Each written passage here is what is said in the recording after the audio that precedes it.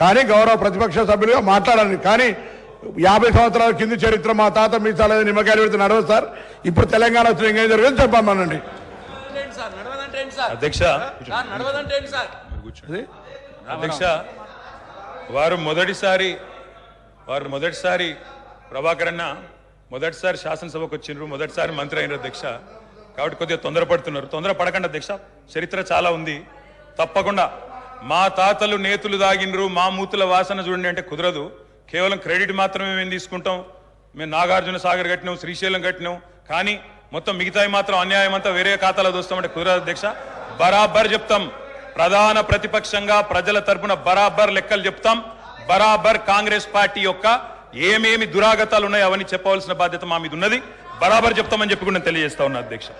అధ్యక్ష, పడావుబడ్డ భూములు, పాడుబడ్డ ఇండ్లు, ఆకలి కేకలు, ఆత్మహత్యలు, వలసలు, కరువులు, కర్ఫ్యూలు, ఎన్కౌంటర్లు, కరెంటు కోతలు, కటిక చీకెట్లు, నెర్రెలు బారిన నేలలు, నెత్తురు గారిన నేలలు. ఇదే కదా ఆనాటి మీ గొప్ప ఘనత వహించిన ప్రభుత్వంలో ఆనాడు మీరు చూపెట్టిన అద్భుతాలు ఇవే కదా అధ్యక్ష. ఒక్క మాటలో చెప్పాలంటే అధ్యక్ష, వీళ్ళ పాలనలో తాగునీటికి దిక్కు లేదు, సాగునీటికి దిక్కు లేదు, కరెంట్ అనేది అడ్రస్సే లేదు. ఇక ఇది వీళ్ళ పాలన అధ్యక్ష. 50 ఏళ్ళు పరిపాలించి అధ్యక్ష, ఇక్కడ కూర్చున్న సభ్యులు ఆలోచన చేయాలి అధ్యక్ష. రాజగోపాల్ రెడ్డి గారు చేతున్నారు, నల్లగొండలో ఫ్లోరోసిస్ తప్ప ఏమిచ్చింది అధ్యక్ష? వీళ్ళు నల్లగొండలో ఫ్లోరోసిస్ తో 1,50,000 మంది నడుములు వంగరబోతుంటే మునుగోడు నియోజకవర్గంలో ఒక్కసారి నాకు ఒక కాంగ్రెస్ సభ్యుడు మాట్లాడింది అధ్యక్ష.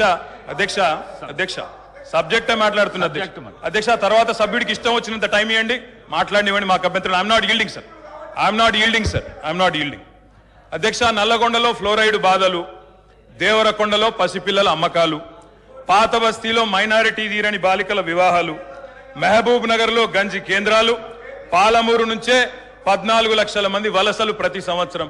అధ్యక్ష, ముఖ్యమంత్రి రేవంత్ రెడ్డి గారి సొంత నియోజకవర్గం కొడంగల్లో ప్రతిరోజు 2 బస్సులు అధ్యక్ష బొంబాయికి పోయేది. కొడంగల్లో, నారాయణపేటలో, మక్తల్లో ప్రతిరోజు 2 బస్సులు. అదేవిధంగా అధ్యక్ష, ఆ బస్ స్టాండ్కు పోతే ఆ వలసలను చూసి సలసల కాగే కన్నీళ్లను గారుస్తూ ఆ భార్య పిల్లల ఏడుపులు. అదేవిధంగా 50 ఎకరాలు ఉన్న రైతైనా సరే అధ్యక్ష, తెలంగాణలో ఆనాడు కాంగ్రెస్ పరిపాలన ఎంత గొప్ప పరిపాలన అంటే అధ్యక్ష, మహబూబ్ నగర్ లో 50 ఎకరాలు ఉన్న రైతైనా సరే గుంపు మేస్త్రిగా పనిచేసే దుస్థితి అధ్యక్ష. హైదరాబాద్కి వచ్చి కూలీ చేసుకునే దుస్థితి. ఇది వాస్తవం అధ్యక్ష, వారికి కూడా తెలుసు.